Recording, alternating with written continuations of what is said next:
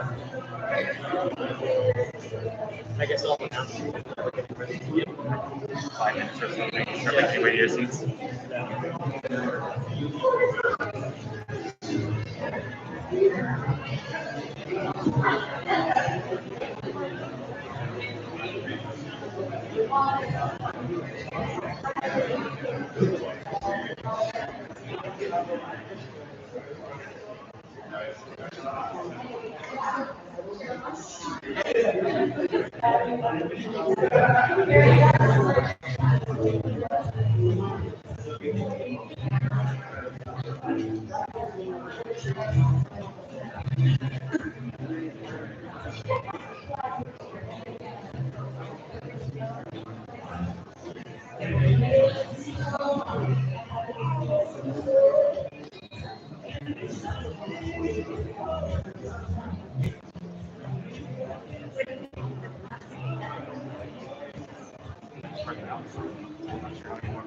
I know one other.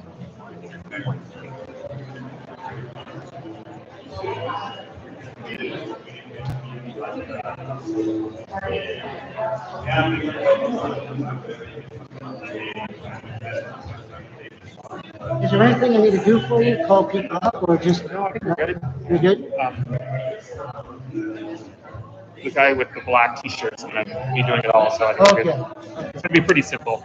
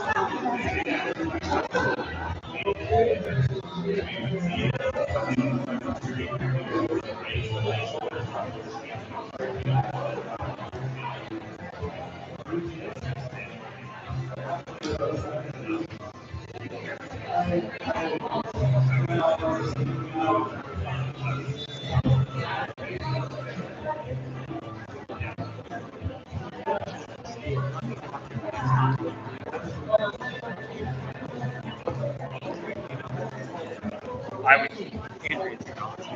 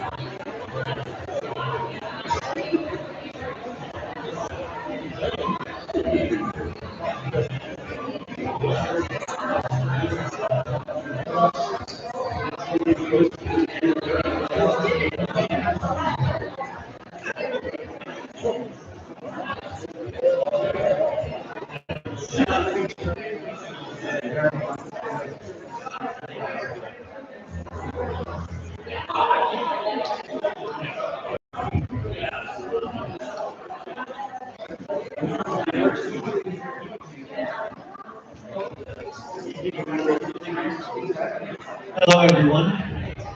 If you wouldn't mind taking your seats, we're going to begin the service in just a minute. Thank you.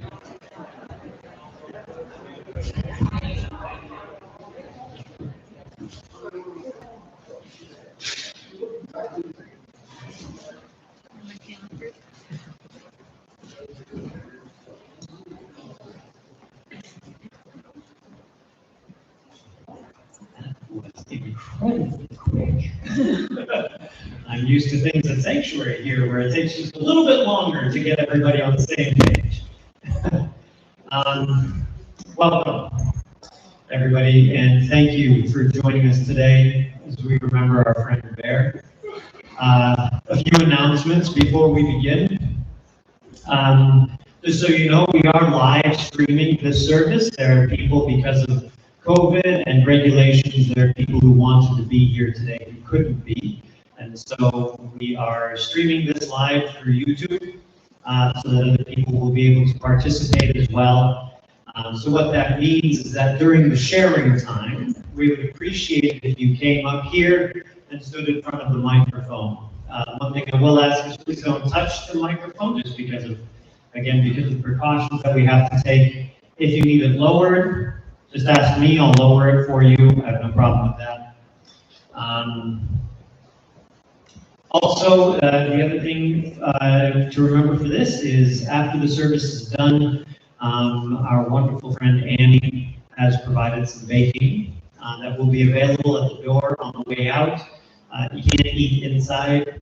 Again, unfortunately, a side effect of our current times.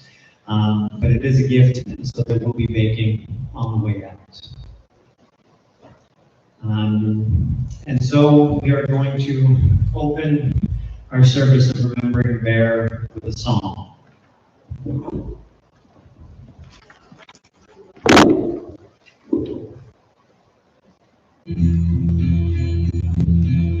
Yesterday, all my troubles seem so far away. Now it looks as though they're here to stay. Oh, I believe in yesterday.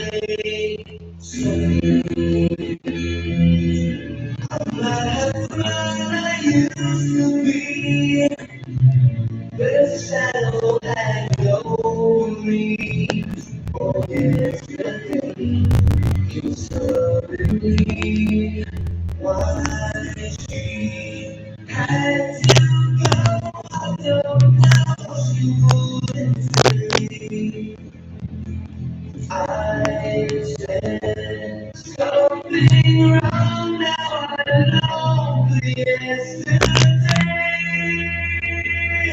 Yesterday, love was such an easy game to play. Now I need a place to hide away. Oh, I believe in yesterday. Why she had to go, I don't know. She wouldn't say. I said something wrong. Now I know.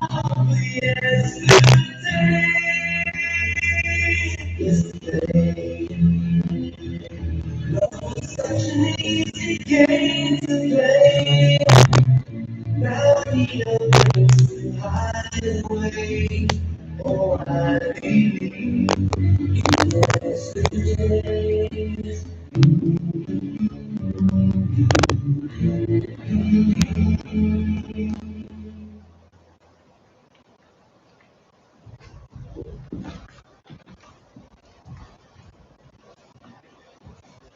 God knows loss, the longing we feel for the presence of those we've lost, the sound of their voice, their laughter, the way their face moved.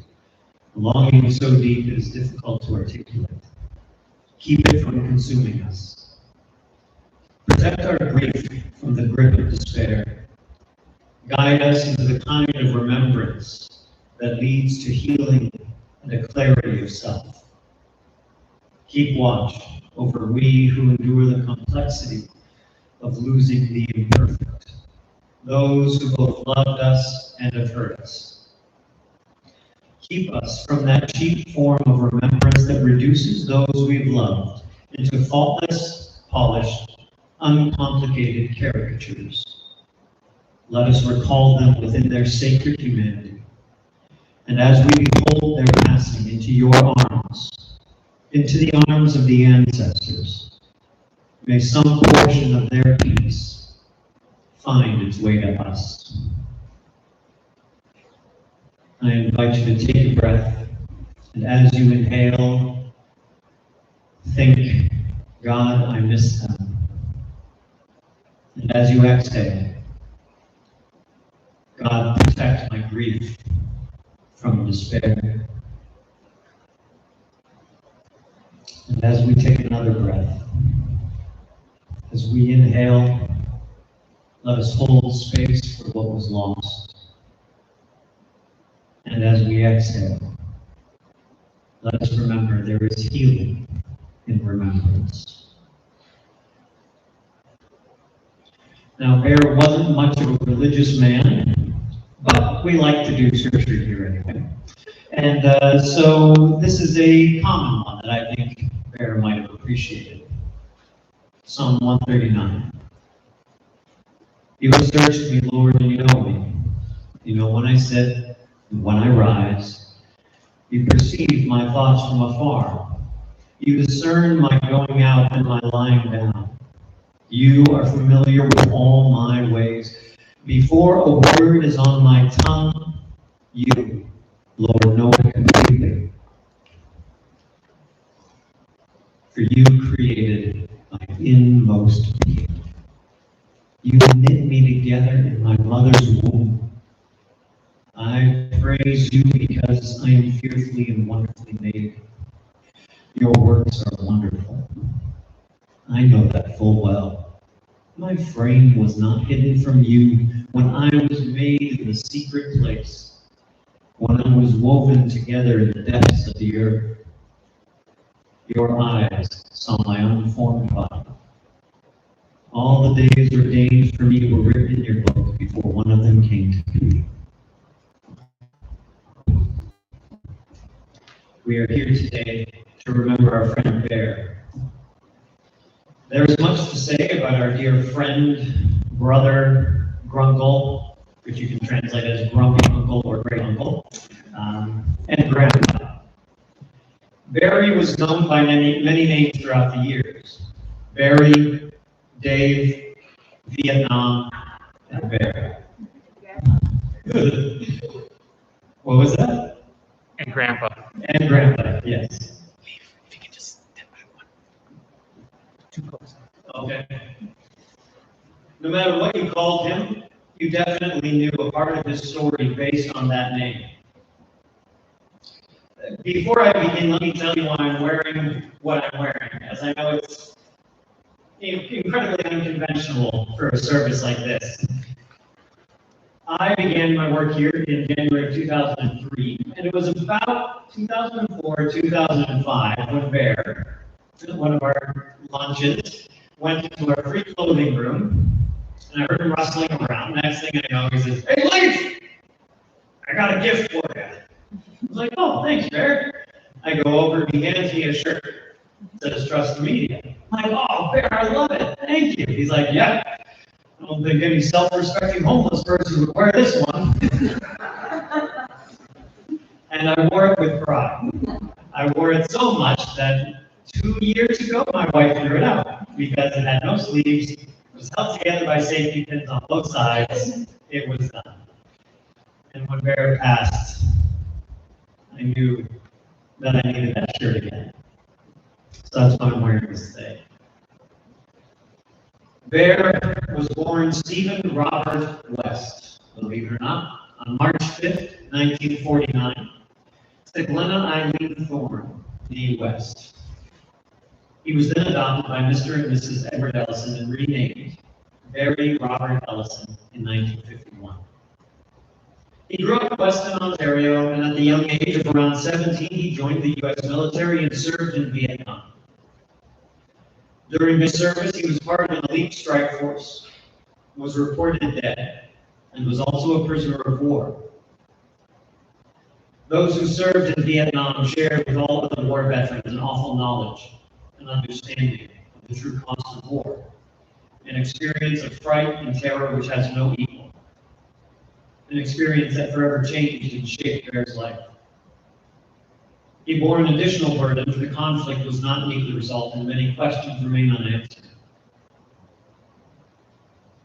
He led a very colorful life, as many of you know. He swore at Richard Nixon, joined the famed motorcycle club Satan's Choice, and in the 1980s was one of Canada's most wanted. Now that is a story that I found very hard to believe. And then today, I saw the news clipping. Ultimately, that is what led to his living on the streets of Toronto. For roughly 20 years, he lived under the St. Clair Bridge. During that time, he would panhandle in that area, and during TIFF, he would be down in Yorkville, hobnobbing with the movers and shakers of Hollywood. He had tales upon tales of his encounters. Some people would sit with him, thank him for his service. Some people would tell him he's a liar, that no Canadian served as in Vietnam. Some people would tell him kindly where to go and how to get there. But no matter how people treated him, he knew who he was. He was an incredibly confident person. One of the very few people I've met during my time who absolutely knew who he was. For years, he rejected many offers of housing. Until roughly 2013. I think that's, Dan, is that right? Is that about the year that you joined Jones House? Yeah. So that was the year that he moved into the Jones House and began to settle down. I'm going to leave his story there as we move into a time to share and remember our own stories there. During this sharing time, like I said before, because we are live streaming this, if you are able to come up here, that would be lovely. If you're not able to, for whatever reason, but you would still like to share, just let me know and I will bring the microphone to you. This is a time when we try to remember stories about how Bear impacted our lives and stories of Bear himself. I'll start it because I'm up here and I can. With one of probably the most important lessons I've ever learned in my time working here at Sanctuary, Bear taught me within my first few months of working here. So we were downstairs having our regular lunch, and my background, a teeny bit, helps to put context to this. I moved to Toronto from Saskatoon, not knowing anybody. Didn't know anybody here. Green around the gills, green everywhere. So I didn't know really what I was getting myself into. And so I was sitting down with Bear with a few other guys, and he said something that I found funny, and I said, "Oh, Bear, stop being such a goof." Some of you are laughing and some of you aren't, so let me enlighten you. Coming from suburbia and Saskatoon, goof is alluded to with Goofy, the silly character from Walt Disney. Well, here, that is the lowest of the low in jail. I'm not going to repeat exactly what it is because we are live streaming, but it is a very horrible thing to call someone. You could swear at someone in the most colorful language that you know, and yet that word is still worse than that. So Bear, what's that? Yeah, it's basically get ready to fight. And so he looked at me. Okay, Leaf, I'm going to tell you this once. I'm going to tell you exactly what that means. He told me, and I thanked him for that. I haven't used it since. During that same meal, I learned another lesson. I reached for something across Bear's plate. Another thing. You laugh, you know. You don't, let me tell you. In jail, if you reach across someone's plate, that's another fight waiting to happen. If you're lucky, you might just get a knife in the hand or a fork in the hand. So Bear grabbed my hand, put it back on my side of the table, and said, "Leaf, just so you know, that's only going to happen once." It's like, okay, Bear, thank you. And since then, Bear has filled my days with laughter and with joy and even my family's. And so now I invite whoever wants to come up and share a story of Bear.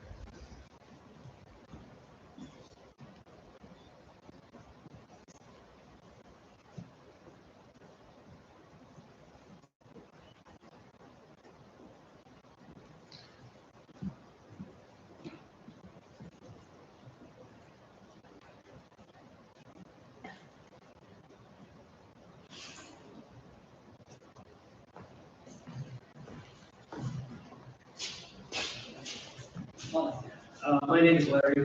I'm Barry's brother. And I'll start with the stories. Because maybe some people are apprehensive.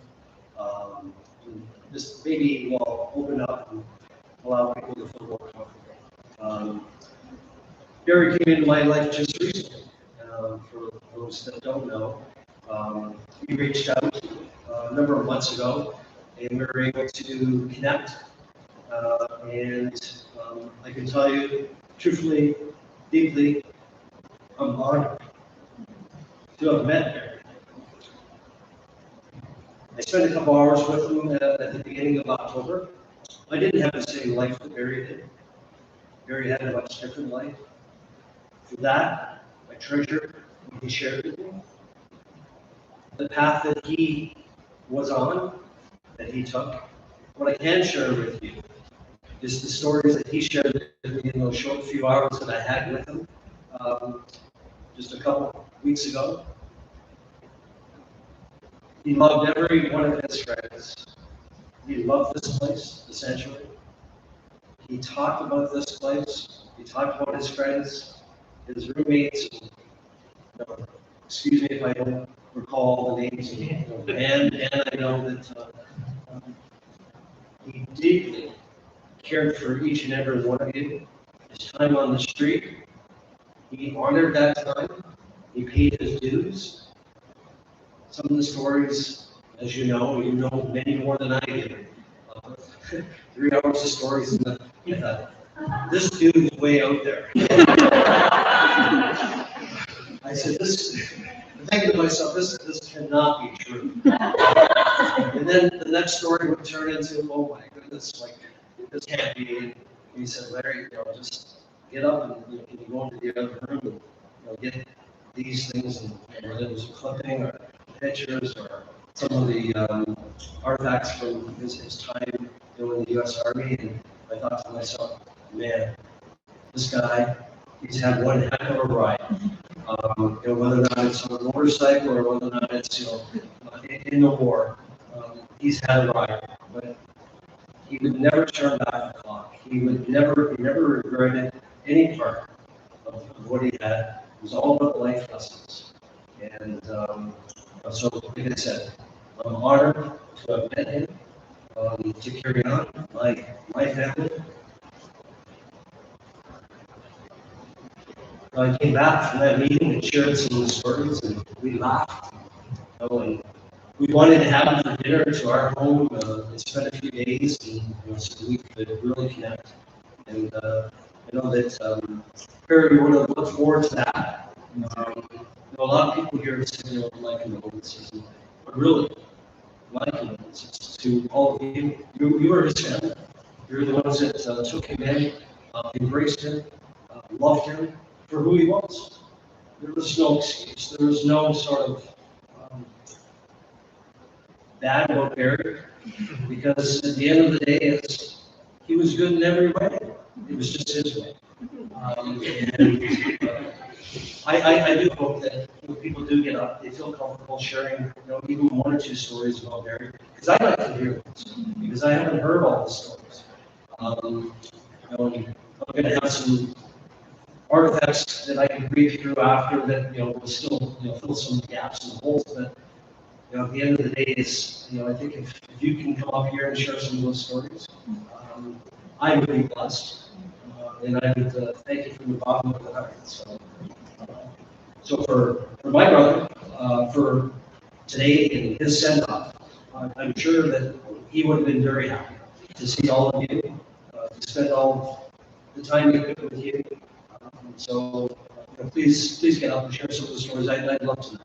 And before I go, and I want to thank all of you for caring for him, for having him in your life, for the friendship that you provided him here at the sanctuary. And I was saying to Karen earlier, I know that, you know, Shannon and Greg started this process 6 months ago in connecting us so that we could, you know, meet for the very first time. He spoke about the sanctuary. It saved his life. It truly did. We know the stories and the hardships. Many of you have shared those same hardships on the street. And, it's a difficult process, it's a difficult time. And but he was thankful. He was thankful for all the people here, for Shannon, Greg, Simon. Those are the people that I know that were, you know, close to him, but I also know that everyone else, and like I said, there's so many names that, you know, I'd probably get them wrong. So I think it's each and every one of you that cost his life. That, you know, became very important too. So please come up, please share. I'd love to hear this. Thank you.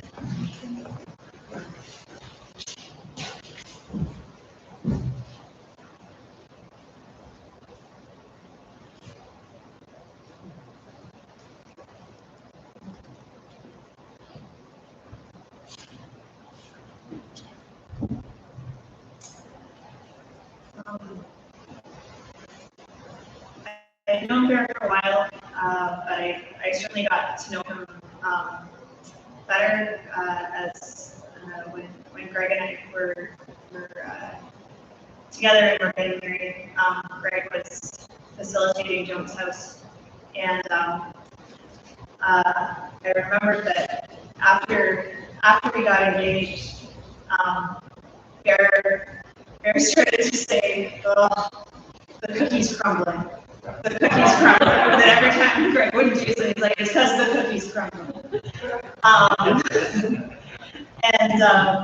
I think part of that was one of the things that I just really loved about Bear was he had an extraordinary sense of wordplay. He was extraordinarily good with words and language, and he was so quick and so funny.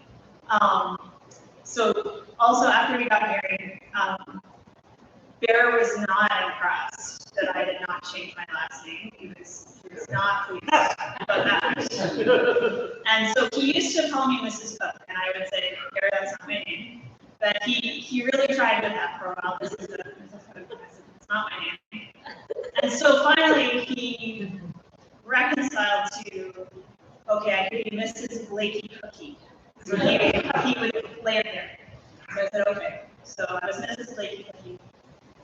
And then Bear moved quite close to us in the last year, and I got the great honor of being part of his morning texting routine, which some of you are also part of that routine. And my email address has my middle name in it, so Marie. And so he immediately he's like, Marie, who's Marie? Who's this Marie Chickie? Who's this? And I said, Bear, it's my middle name. Okay, so then he started to call me Mrs. SMBC, just to make sure that like we had all the facts right. And then, but he also like, I think I wasn't the only one. He was endlessly kind of generating new nicknames for us. So Greg and I would go on hikes, and so he started to call Greg Willie Wilderness, and then because I was with his wife, it was like Willie and Go to Wilderness. And so every morning there was some variation of the name, and then he found out we were expecting. Like, immediately we were just moms and pops. So everything else was just that. But I think too, as I say, many people were part of the morning texting, and so he had a list with his iPad, and like he would go through every single day. He would just go through this list of people and say good morning to them. And if you were on it, you know that he was very offended if you did not reply. And you worried about it. And so you did reply. And I think that part of part of being close to Bear was that when you were in, and it was a serious friendship, and he wanted to hear from you, and he wanted to hear you were okay, and he wanted to know exactly who you were and exactly what was going on. That to go with the Bearness, he just has such a fierce love for the people that he loved. Yeah, it's he was my pandemic buddy. He's the person I saw the most besides Greg for the last year. It was a great deal.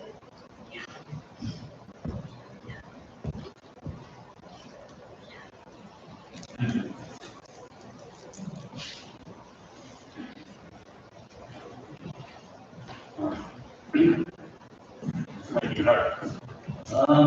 So hi, I'm Dave, and I knew Dara as Vietnam or Nam for a little over 20 years.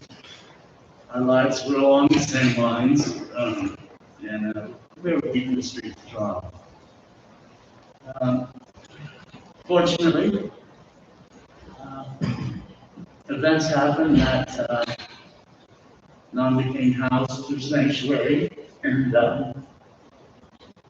sanctuary became Nam's family. I know he was always very, very grateful to each and every individual that works or shares with this place. It's a very special place. And,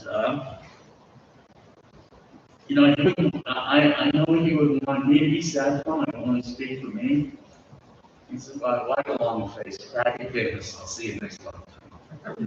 And I just want to express how we felt about here. And when he lived in the house on Jones with Ian and Daniel, that those were the best years of his life. They were like his brothers, and they treated him as such. We get him wound up sometimes. So bad. And it didn't take a lot. But, so thank you for helping my friend. And he got to bring so much joy to other people's lives. So today I'm celebrating his life, and I'll see him next time. Thank you.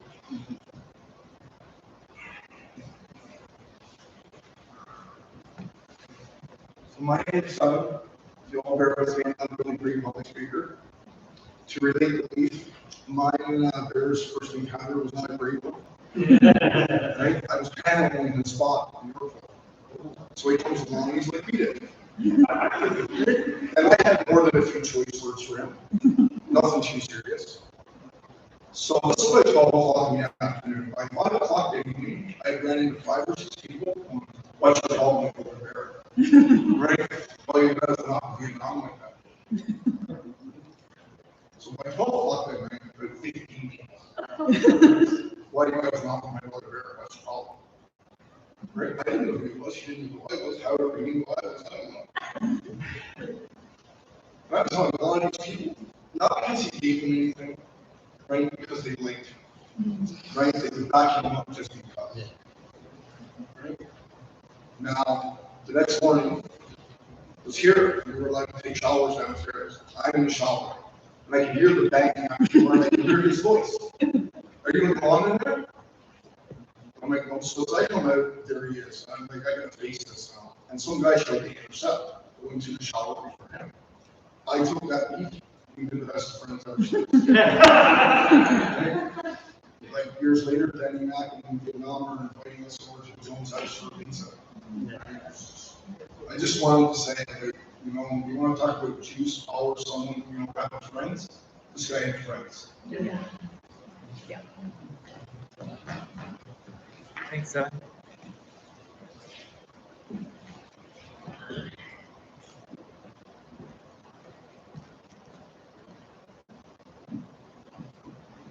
So when I first met Bear, I think similar to many of us, we thought, okay, there's, I don't know. And then you get to know him. And you know, our boys would say it's like he lived 5 different lives. And our boys were really young when Bear moved on to Jones. And I remember thinking that it was just such a juxtaposition to my brain that this man who had lived so many hard experiences, and to at different times, if I'd met him, I would have been terrified to have met him. And he has always been a safe place for my boys, for our children, for our family. When Leaf would be away on his Africans, he would call me. Hey, you okay? We're getting pizza. You come with the boys, we'll feed you. Are you kidding me? Yes. Okay, we're coming.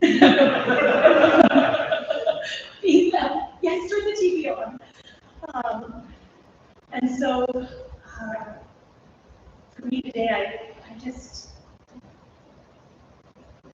I feel like we're saying goodbye to someone who possessed, I know many of you have said it, like just the richest love because of the fact that he knew himself. And even though he had lived hard, and he had had such varied experiences, there was a tenderness and a love in him that defies what should be in a person who's lived his life.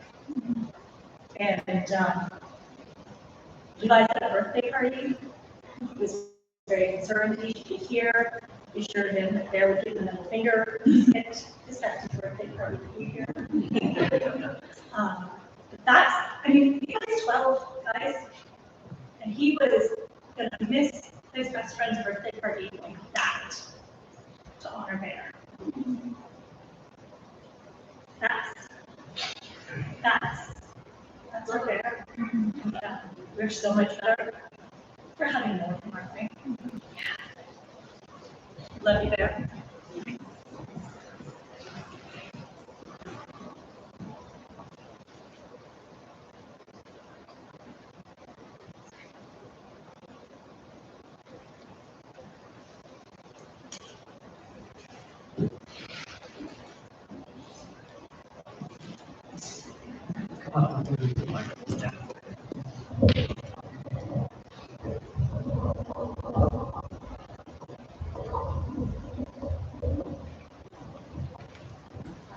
I'm here, my name is Karen, I'm here with my friend Stuart. And we got to know Barry, we never knew him as Bear, it was always Barry. And we went from Yorkville, where Stuart had a little art gallery. And at first, my understanding, this was before I worked with Stuart, but he met Barry because Barry would come in to borrow a felt marker because he would have a sign, a cardboard sign. He was a Vietnam vet. And so when he needed any sign to come, and he would, students, when I met him, and, she would write out some signs. And he and Stuart had become friends. And I guess Stuart was one of the places in Yorkville, because Barry divided his time between Yorkville and Davisville, and I think he was, and I got to know him as a Stuart's friend, and I just loved his visits when he would stop in the shop. And he was stopping in necessarily to ask for anything except for the black marker. He used the black marker. He just would stop in and visit, and he would tell us stories. And he would tell us stories of his life, which was amazing, as everybody knows. And also of what it was like to be on the street and to be homeless and a sanctuary. And I mean, I was really overwhelmed by how well he could articulate what that life was like, and really help us to understand it. Because I have to say, Barry was the first person who had lived on the street who I had gotten to know at all closely. So we just really looked forward to his. I really looked forward to his visits and to his stories. And in Stuart with his gallery to Main Street, Barry would still come and visit just to And that happened to coincide at the same time we were moving was the time that he got into that house. And as everybody knows, that was transformative to him, and it was just so wonderful when he would come and tell us about this house and the people he was living with and how happy he was, and he had us over there one time, and so we got to see it, and it gave him everything. It gave him a whole new life, and he was just happy to have space, to have things, and because he had, you know, at different times lost everything he had, because there's one can do when I was living on the street, and yeah, it was just wonderful. We were so happy for him, because it seemed like finally, you know, things had come together for him, and then when he came and told us the story about how he was nervous, he started to think about reconnecting with his family, but then his father, who was still alive at the time. But then he did find his family and find out what his grandfather left him again. It was the same thing all over again. Suddenly, you know, he felt so happy and so excited and so grateful, and it's like life had given him another great big bonus, and it couldn't have happened to a nicer guy, as you know. He was wonderful, and I'm so happy he was able to have everybody in his life that obviously did. I know because he talked a lot about the sanctuary with us, and I know how much it was important to him. And, you know, lots of aspects of his life we didn't know about. But, and unfortunately, I haven't seen him for a few years. As mobility became more difficult, he didn't visit us as much, and then everything shut down. So I'm really sorry. We didn't. I didn't. As to it, some reason that I didn't see him in the last few years. But I'm very grateful to have known him, to have heard all the stories, learned all that I did from him, and just enjoyed his company so much in his visits.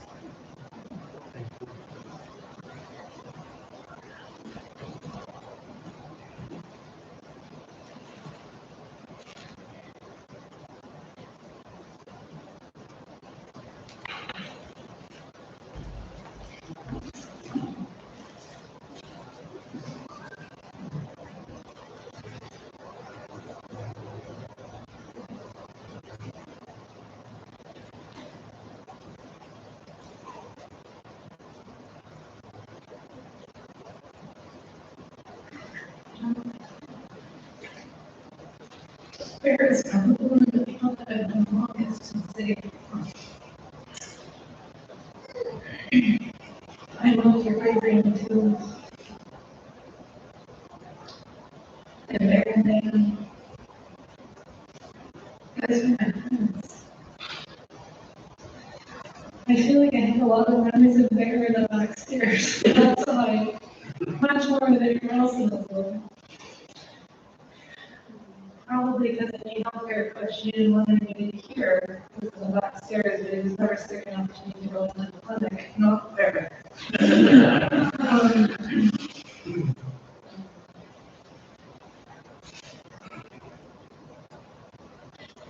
remember him coming out of the bathroom after a shower, feeling like $1,000,000 and brushing his beautiful long hair and beard. He had lots of time, combing that beard. I remember running into him in Yorkville during the ice sculpture. When I changed during that contest, and I was there with my kids.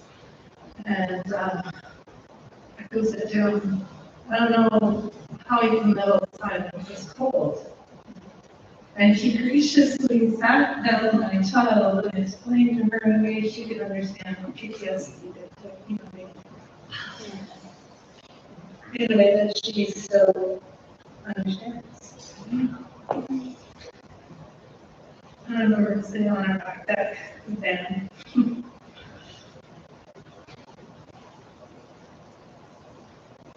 Grateful. Angry.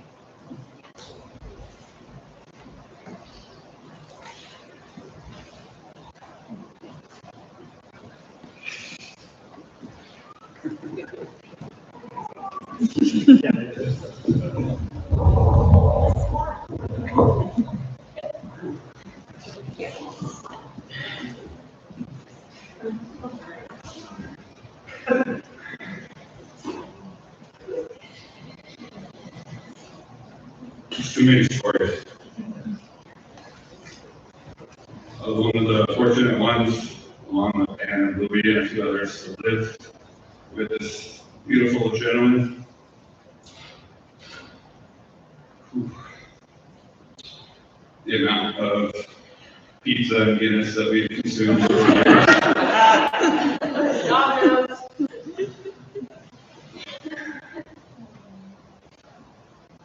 God is a beautiful friend, and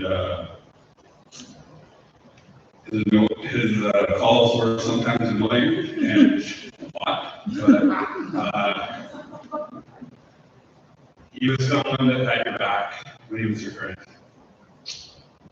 I can't explain it other than that.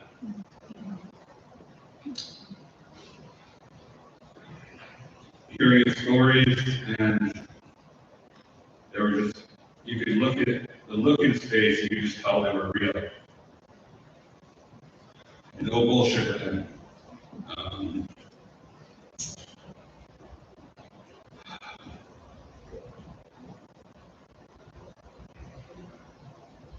It's crazy that he's gone. As my wife would say, he's a fixture in our neighborhood, like with Leaf and his family. He was always there. He was always on the porch, or always at the Motorama. Just a beautiful soul. One quick story that most of you know. I think I had the pleasure of being locked up with Bear for a few hours.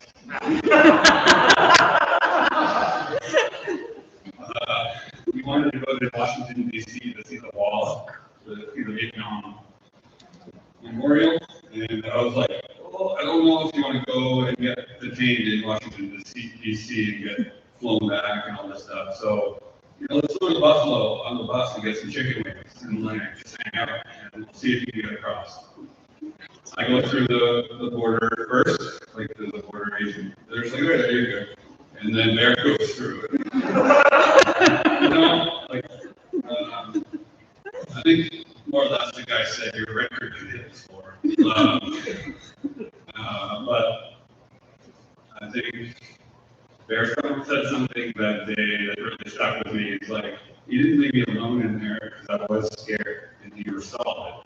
And that really meant a lot to me. And it's a really funny story.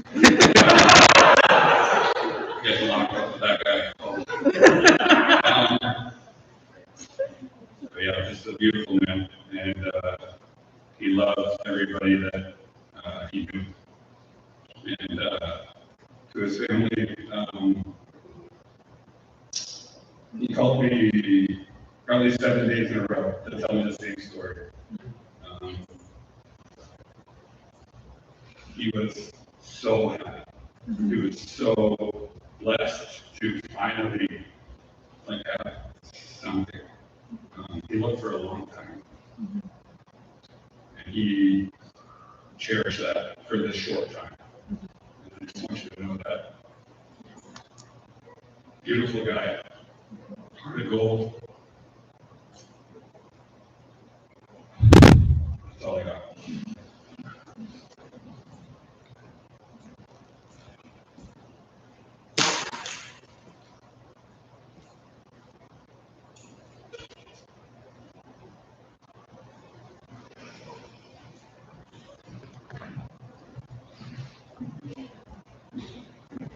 So, I have a lot of two great uncles that are the same age as Bear, and they both live in America, and they both served in Vietnam. And for me, Bear was more of a great uncle than them, truth be told. I knew him so much better. And he was more family than some of my family. Some of us who lived far away, he was there. And he always had stories for me when I was growing up, from when I lived in the house.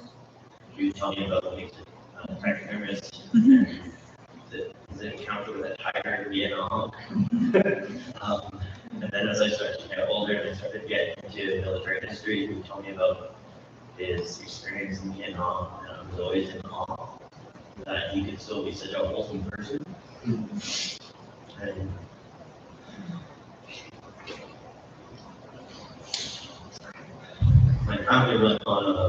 entered to see him a month ago, and I told myself, well, I'm too tired, I can't go see him, so I stayed home. And then a couple weeks later, he was dead.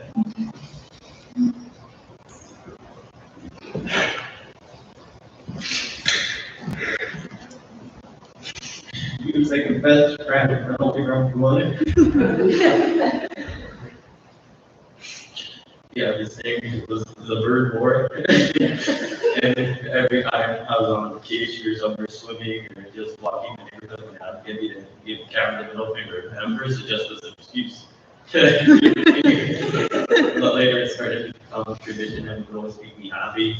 My favorite birthday cards was a picture of my dad, a bear in the hospital, and he wrote "Say no," and giving me the finger. And that made my day. It still does every day I see it. I'll never forget it. And I'll always have to place my heart that no one else has. And I'm always gonna miss him. I've never really felt this way about something before.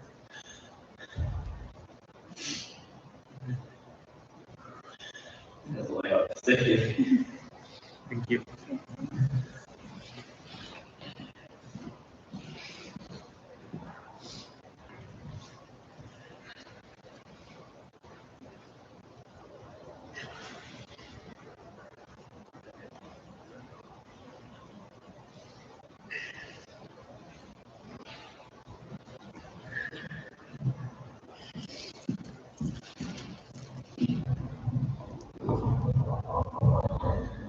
I was there when I was 18, going to school at UT, not knowing what I was doing with my life.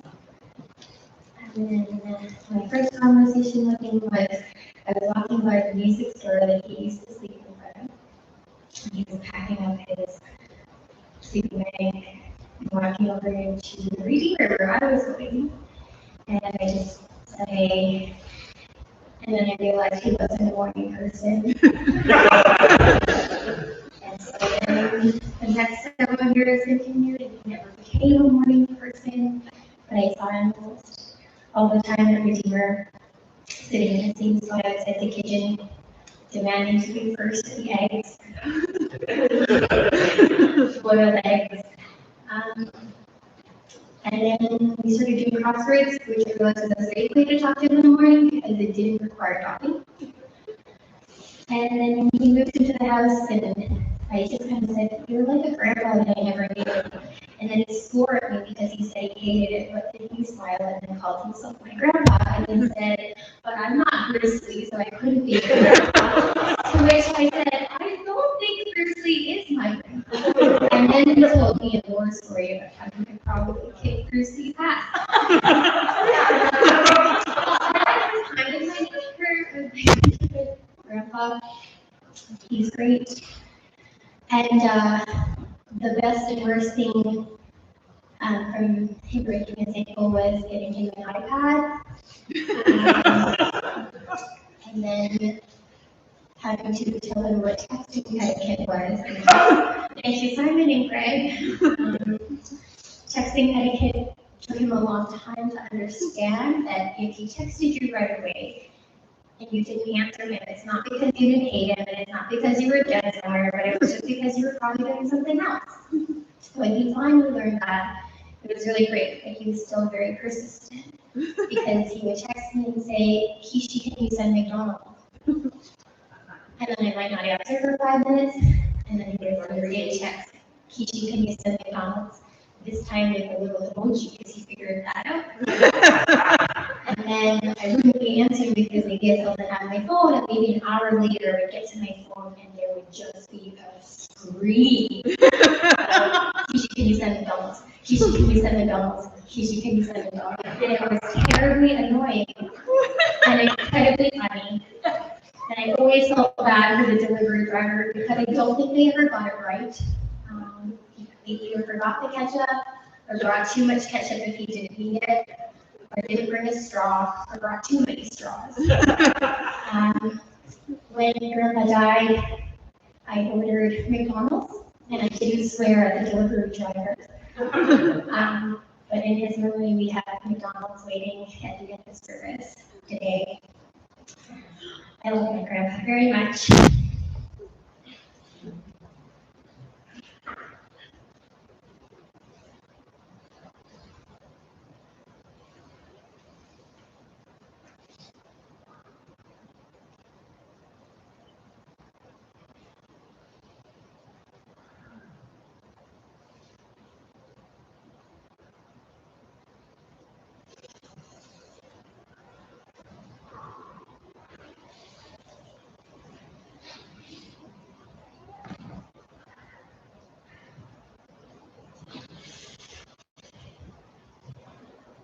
Ooh.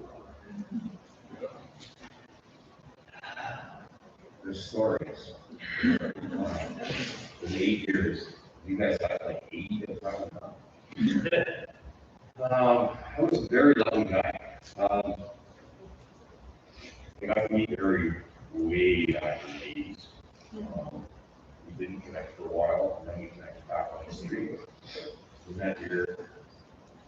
Everyone always gave me a chair for lunch. Make sure I got to sit down. I finally got clean and moved in the sanctuary house.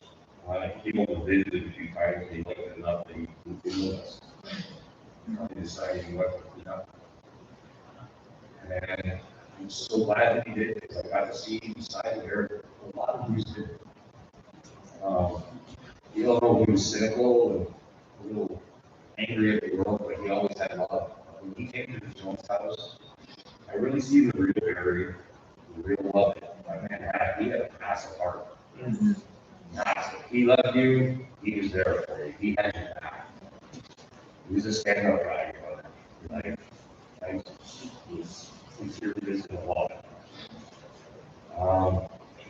I see a lot of love come out of him when we got the dog. And I'd be in the basement, like, you know, he'd get up in the morning, he'd be stumbling around the kitchen, and he'd be talking to the dog. It was kind of cool. I heard a real area. And then there's like times I come home from work, the dog would like, you could have blueberry all over, like, stuff all over the face.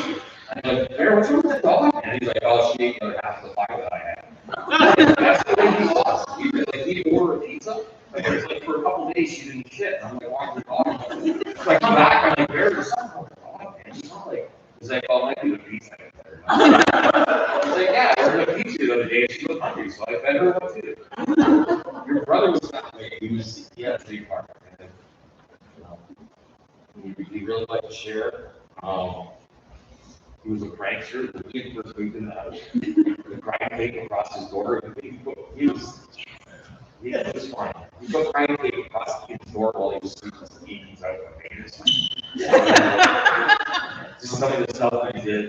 You guys all call him the broken bear. I call him the Care Bear. He used to hate it, but he used to love it too. Can't say enough about him, man. He was a very, very old school stand-up guy.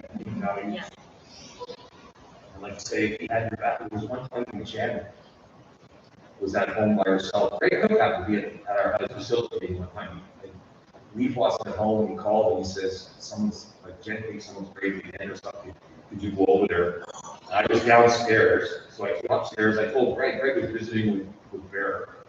And I jumped on my bike and rode, he lived around the corner on the backside of our, I ride around, and then I found out everything was good. So I'm coming back, Greg's, he had walked over to the Randall, so he's just starting running. By the time I get back to Jones, there's Bear. He's got the poker in his hand, and he's coming to help too. He's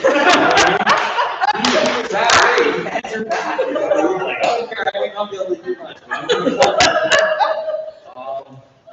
He really was all in. If you made a friend with him, he was all in with you. He would do whatever it is. One time I was flat on my back, I pulled my back at work, Karen had to come. And for a week, I lived in the basement of the sanctuary. I was stuck down there for a week. And had to like roll my bed onto a computer chair and roll to the bathroom and then come back there. We like order food, hobble down the stairs, give me my food. And when I had to pick up a paycheck, I was like, wow, there was willing to, like, even he had a little bit of mobility issues at that time, was a tip. Like, he was willing to jump on the streetcar and go pick my paycheck up for me and everything. Like, he was a real friend. Through and through. And this. Love her.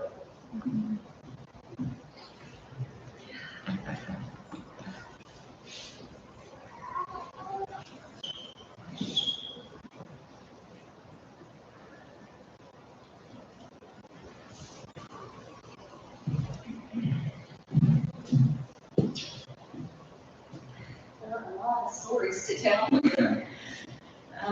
And those of us that kind of go way back to the sanctuary, you know, we were testing out the concept of sanctuary being home, you know, like creating a place here, a welcome place. And looking at me, you know, how do we do that? How do we use our word family and have it be significant? Those are all the terms that we were figuring out. And so, you know, we threw open doors here, we were welcoming people in and preparing meals, because we were, you know, breaking bread together, you know, sharing meals because started.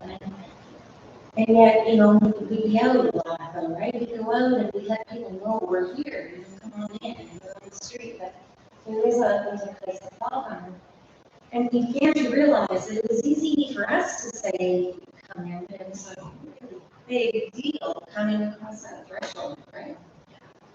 And so there was one of those guys that we followed him in the community a lot. I can remember when finding him when he relocated here again, right? It wasn't safe to be in the same place for a long period of time. And so he would come in for walking, and he'd start off in Yorkville, and we got to know some of the places he would go and hide.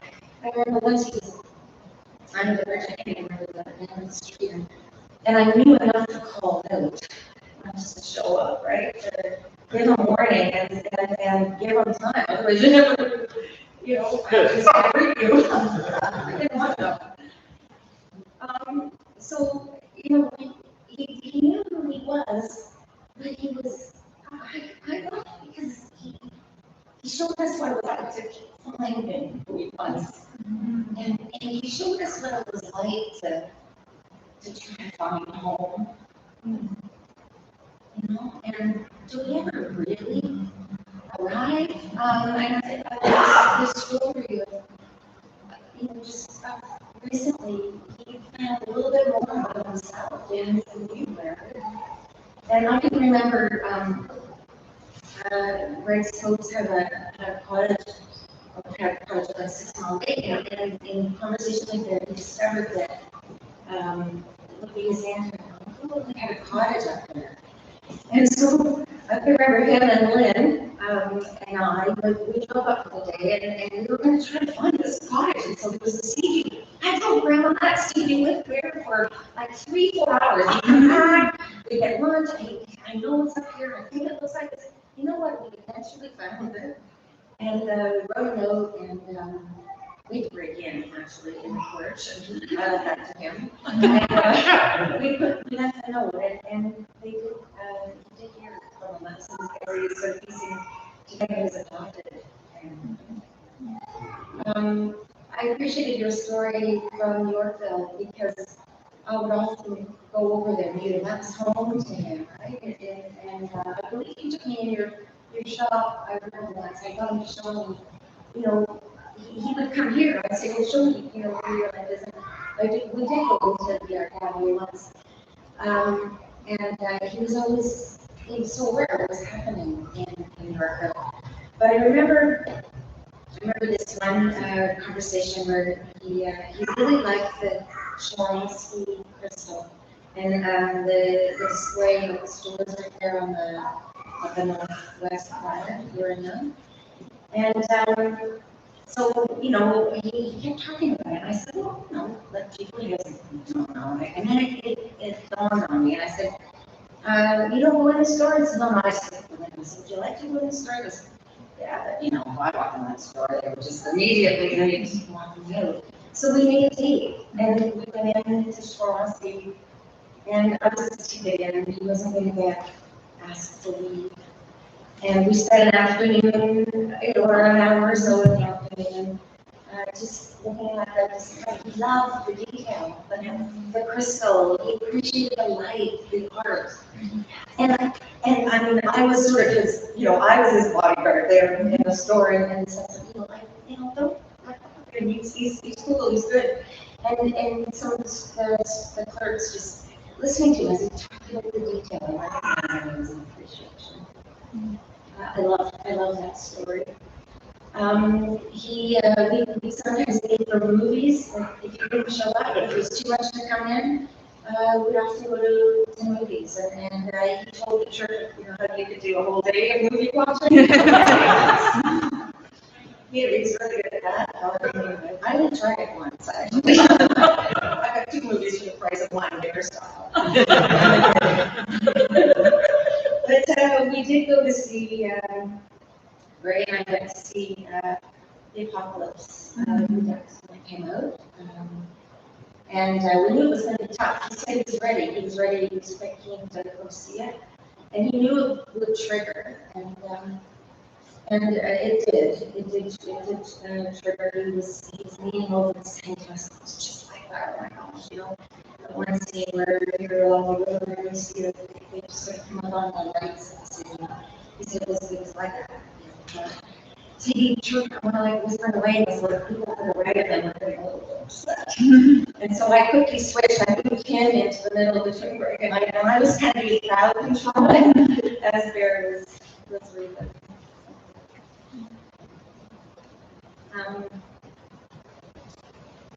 We tried a few times to get him housed, and he would come close, and then he would scatter away again. I remember one time we thought we had him ready to go house, and then he decided he wanted to go east. Remember that? We put him on the train, between the train station, bought tickets, okay, you need to go east, And he was back. So I think when Bear moved in 2013 to the Jones house, I think it was his statement, it was his way of saying he was ready to try coming home. He was ready to test it out. He was ready to really learn to live intimately with love and to exchange. And I think we've all learned about that, haven't we? We've learned about what it looks like to find home, to make home, to evolve, and to learn to love. Bear's really close to all 4 of my kids and my grandson. They would often have barbecues like when you guys over at Joel's house. And we had brunch today, actually, the Toronto kids and I, and we toasted there. And I couldn't sleep with this story because Caleb said, he always sat on the porch, and Caleb drives the Dodge Ram. Caleb said that when I made it today, that I'm supposed to, in my pocket, finger. Because Bear would sit on the porch, and every time a black Dodge Ram went by, I would give a finger to it. And so then Bear would say, hey, Caleb, did you go by me? Caleb go, nope. Caleb go, it's so when you get the finger today, that wasn't me. So that's a story. He lives on in the Jones house. And he lives on in our friends. And I really do think that Simon, being with him at the end, I think that was such evidence that, he found home. He didn't want to be on his own those days, and on he was so scared of dying alone, and he was on the street, he was afraid of dying alone, he talked about it. And I think the way he went at the end is a tribute to the way in which we all were part of him coming home. And I think he would want us to continue that journey, finding home, finding out who we are, living to our fullest. connecting with people, learning to love, hoping, finding new ways of being. I think that's the fulfilling process. And so to this family, thank you. It was so wonderful that he was connected. And I think it's just the beginning of this experience rolling out through your lives too. So on behalf of me and Kelly, Lena, and Naylor, and parents, Rachel, and Jesse, and Caleb, love you.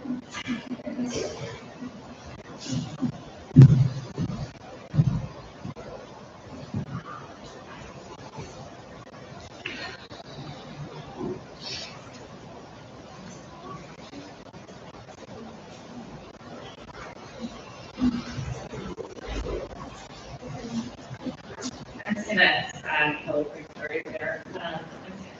I am a nurse here at Taylor. Here didn't have a lot of time for me when I first started because I was new. And I remember Greg trying to connect us. And it was harder as he got older and not as capable. It was where it was harder to teach. But I knew Dan very well, and Bear, after I came back from my first mat leave, Bear accepted me as a nurse because Dan told him that I was an okay person. I was no Karen. I was no. There was no one Karen. But I went to a lot of appointments with him, which was mostly me mitigating him swearing at the doctors. I got real good at it. I'm really talented, in fact. And yeah, I knew very really well. He, in the past, had a time where he was revived. And I remember him talking about it a few times with me, and he wasn't scared. He knew it was coming, and he was really okay with what it was, and I wasn't sure all of that. But my funny story there is every baby that we've had since he accepted me as a nurse, he compulsively calls. Which, if you've ever had a baby in the newborn phase, getting calls 2 or 3 times a day, it's very overwhelming. But until I picked up, he's like, I don't know why I'm calling you. I just was thinking about you. And this last time, 2 times ago, our nurse Andrea was looking after me. I said, Andrea, I doesn't have a nurse right now. You're going to have to look after this guy. And she said, I went to the appointment with him. She said, he's very grumpy. I don't know why you like him so much. And I said, but he's lovely. Like, he's so gentle. He's so caring, you know. And she came to love him a lot. But we would call my kids punkers.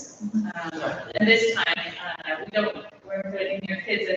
McKenna is her name. She wasn't named until like 30 days. And my 2-year-old calls her Moo. And I told Bear that we finally named Moo. And his text back, I was looking at his text, was like, oh, I'm so happy. That's a nice name. And I was recently told that he called, I think, like 8 people. Tanya named her kid the worst fucking name. Who names a child Moo? And I guess I'd forgotten to text what the actual name was. But he was so polite to me about my choice of the name of Moo. And also, when we went down to visit him a few weeks ago, he was much happier with McKenna. He told me that I thought Moo was a very bad choice for the name. And it was a terrible choice. So, I miss you. It's very beloved, and I will miss his daily texts for 5. And I'm glad that we're going to know here.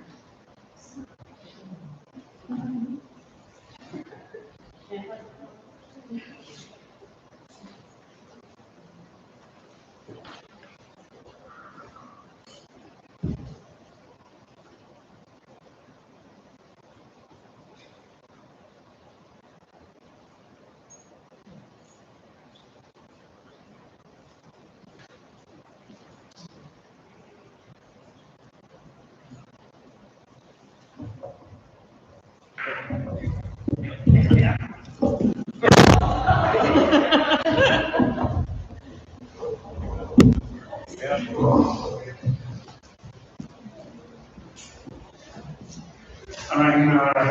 Simon, or Barefoot Kitty, to Bear.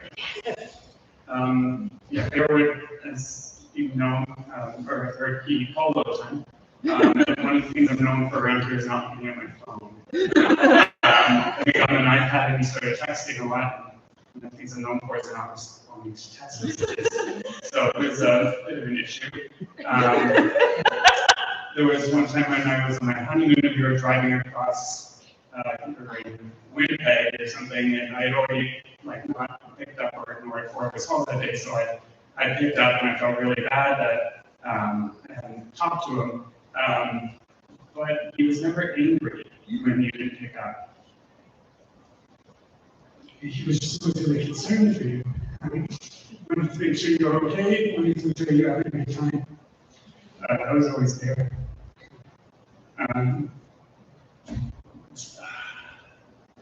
Bear was one of the biggest extroverts I know. He was happiest when there were tons of people in the room with him.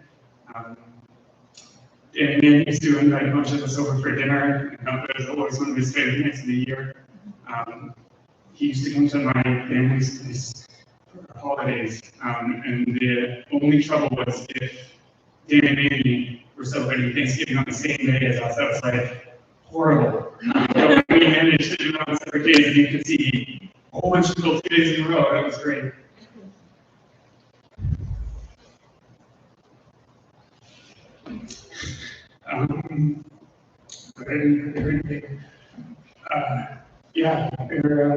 We just had a lot of good times, either just sitting around watching TV or going for meals or whatever. He came on a trip with Honey and I. We went down to the Dominican Republic. Bear was a doomsdayer. That was my name for him that I rarely used in front of him. But he was a doomsdayer, so he's going to be dying next month for the last 10 years. So he went to the Dominican the first time he was going to be able to go back over there. And said, well, why don't you just go? So we went, and he would wake up at 5 in the morning to get down to the pool and just sit by the pool to get a spot. Because if he didn't get there, Murphy's Law, he wasn't going to get a spot. And he would talk to the bartenders and the pool people as they were opening up. And then he would get to bed right after dinner. Right after dinner, so that he could get up to get a spot the next morning. But we had a great time.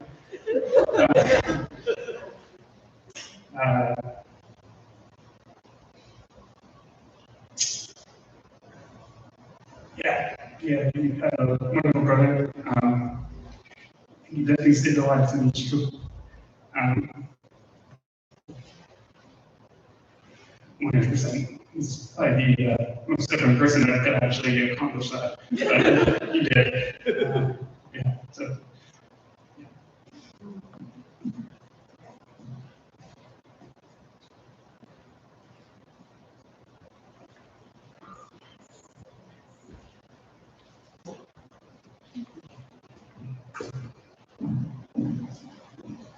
My name's Greg. To say a few words.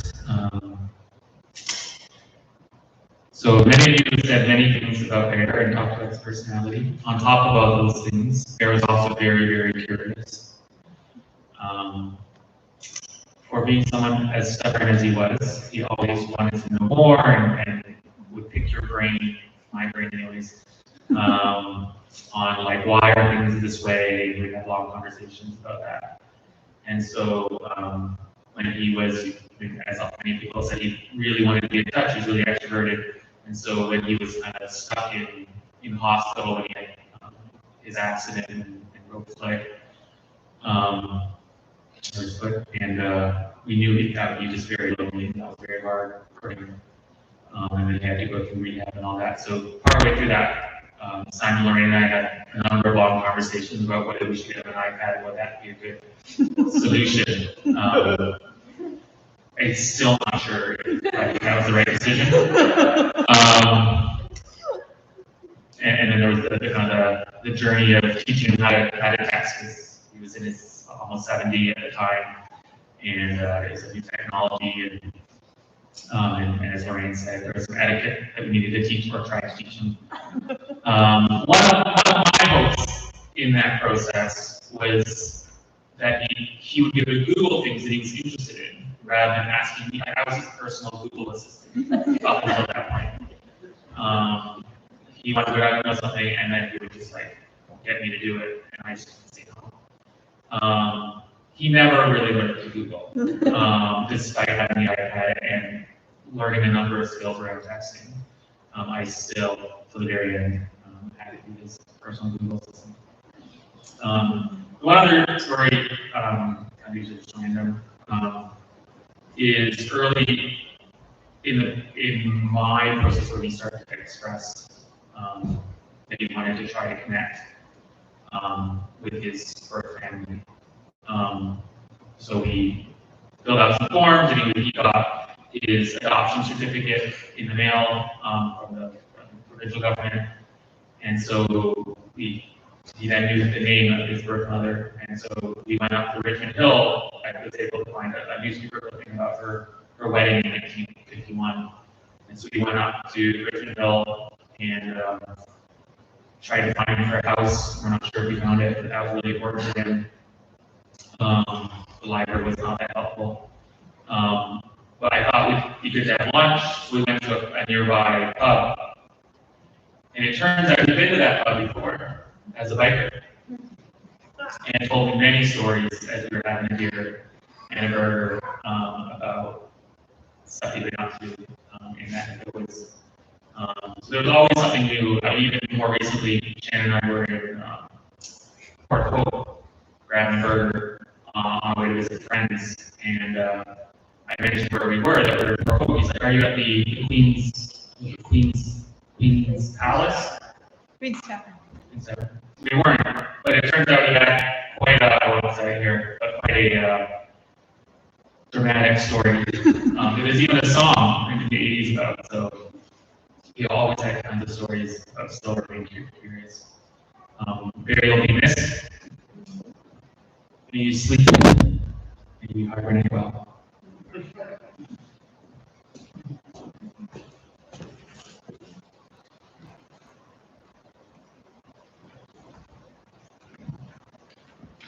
Hi, I'm Miss Nice Lady Hairstyle, where I was one of his regular morning texters as well, so this isn't really hard. I don't even remember the first time I met there, because he's been in my life, or has felt like he's been in my life for so long. Two words that come to mind would be him, or protector, because when he couldn't reach sign, I was the next person he was dialing or texting.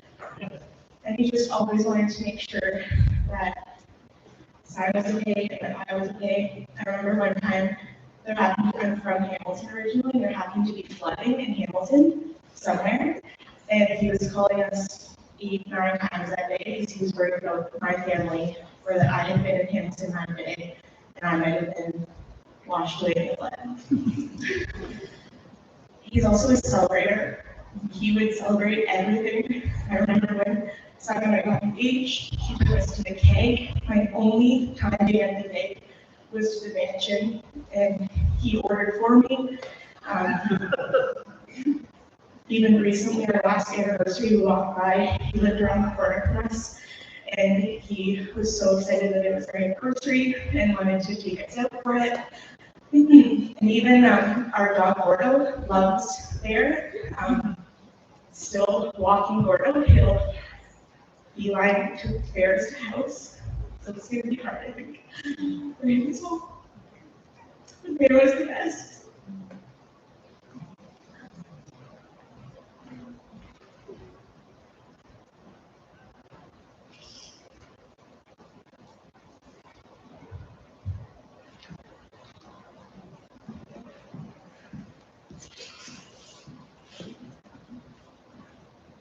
I've talked to our friends here, and they say that we don't have a time limit.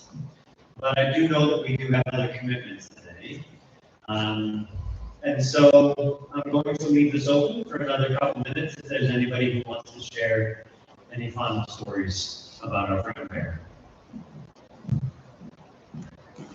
Since nobody else mentioned it, I think this was Walter and homeless guy who was over that. Yes. There you go.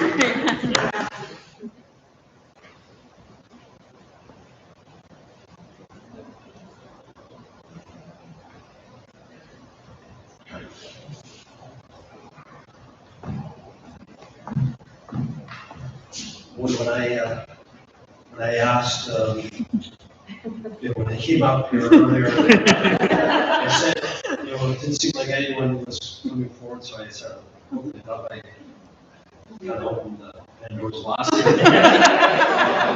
I'm so happy that I did.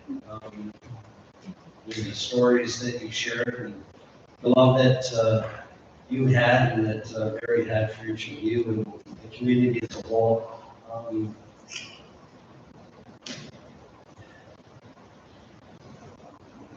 Like I said, we came from different lives, different paths. He was rich beyond each and every one of you. Brought him those riches. And a true storyteller, obviously. My phone's on silent, it's on vibrate. It just vibrated a minute ago, and I think it was a text from Barry. But I was on his list. So, boy, it would have been nice to have met Barry, to spend the time to nurture the relationship with him many years ago. And I know the heartfelt stories that you brought forward, and you talk about, your great uncles, it's every story that you shared today is heartwarming. It means a lot. It means a lot to everyone in this room, and for myself and for my family, who we haven't had the time with Barry that you had, but through those stories, I feel much more connected.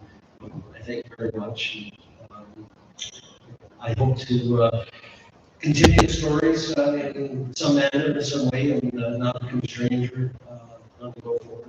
So thank you very much. And,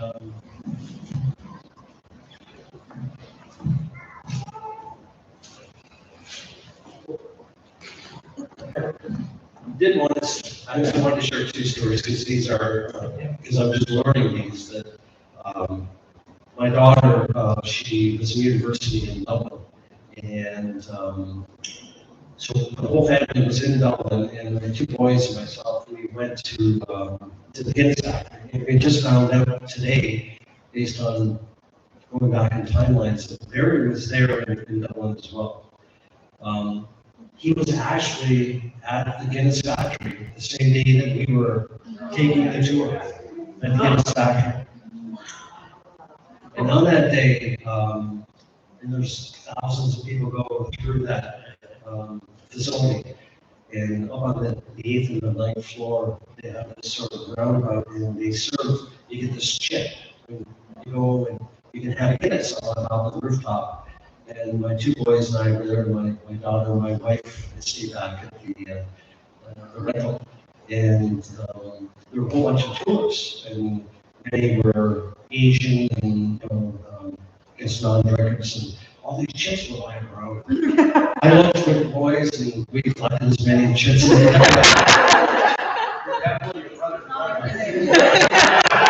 About 2-3 hours later, we don't know really how we got back. Airbnb, I think we helped each other. Finally, we found our way back.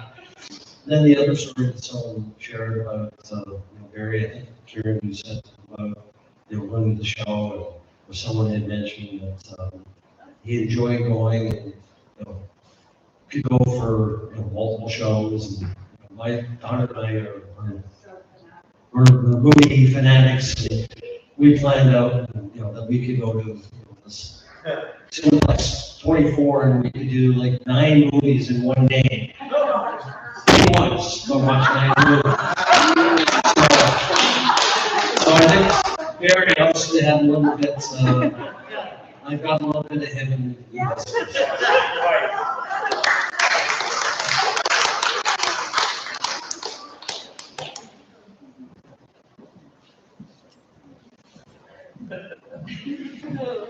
Thank you so much, Larry.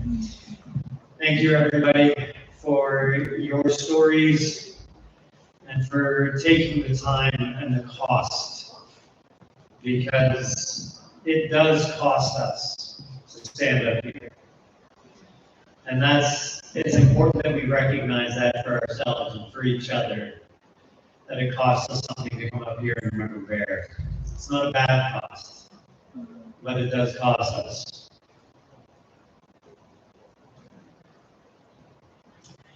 Normally, at a funeral service, we have a homily, a message from Scripture.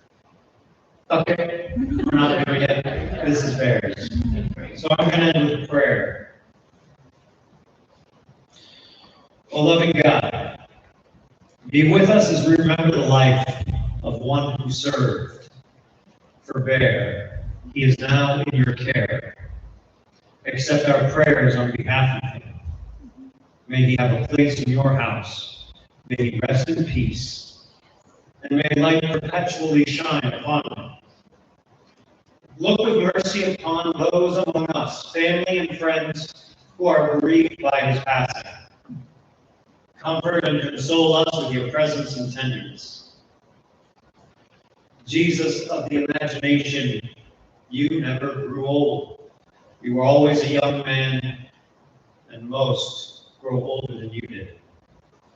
When lives are cut short, the living question the meaning of living. May we live with meaning, even when meaning fades, making meaning, so that we have something to live for. May we live to remember Bear. Amen. Thank you for joining us today. Thank you for your stories. And remember, there's a gift from Bear on the way out.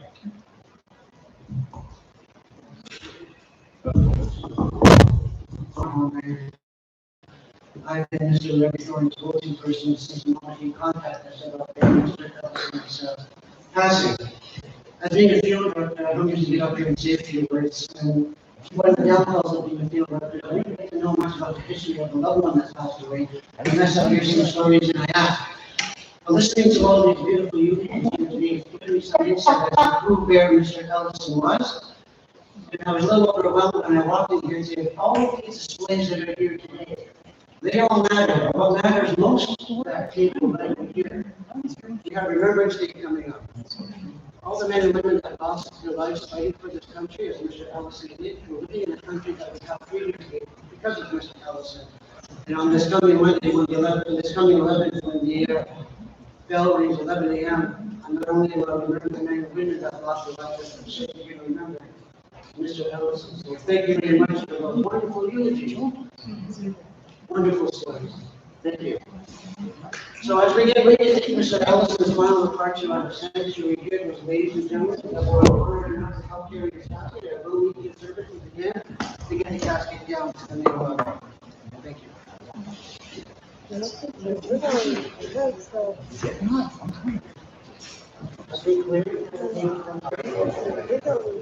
a tight fit.